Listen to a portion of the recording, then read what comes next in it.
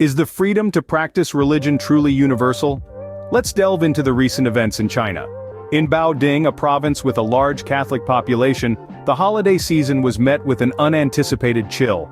On Christmas Eve, the authorities rolled out strict security measures that felt more like a lockdown than a celebration.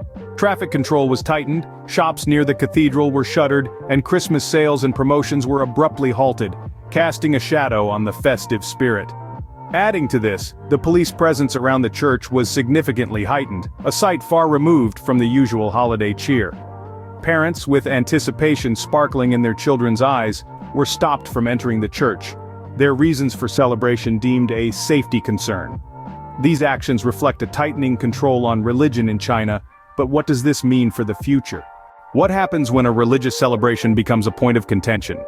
As we delve into the impact of the Christmas ban on the Chinese citizens, we uncover a complex web of societal repercussions.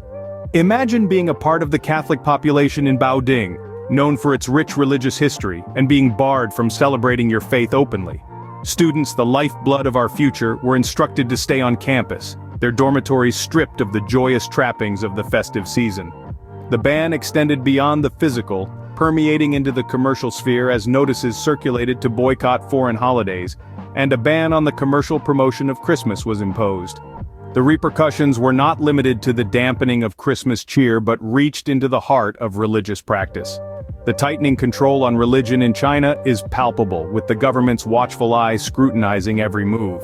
The effects of these restrictions are significant, impacting not only the celebration of Christmas but also the broader practice of religion in China.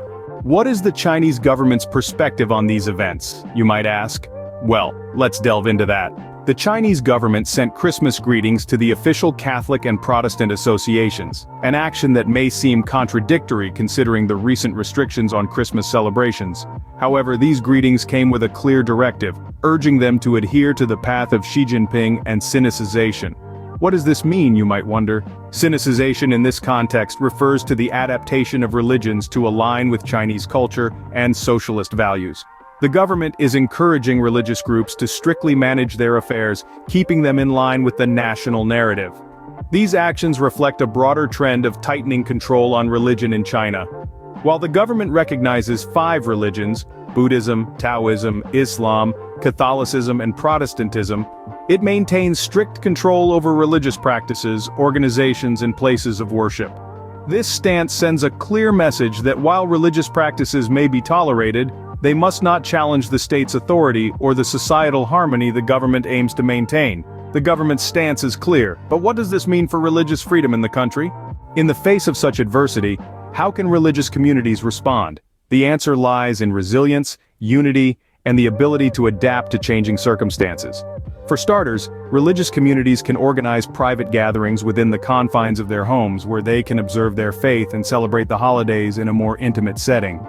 These gatherings may not have the grandeur of a cathedral service, but they carry the same spirit of community and shared faith. In addition, the digital age provides a platform for global connection.